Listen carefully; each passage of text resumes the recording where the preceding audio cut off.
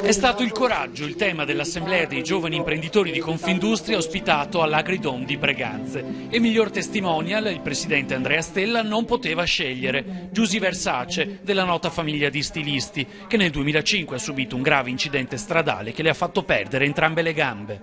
Mi fa sempre piacere partecipare a questi incontri, intanto perché do un senso anche a quello che mi è successo. Ho perso le gambe 10 anni fa e anche se rido, scherzo, sfido la vita, alzo l'asticella, però insomma fa piacere vedere quando altri attraverso il percorso che tu fai riescono a prendere spunto e a sorridere alla vita.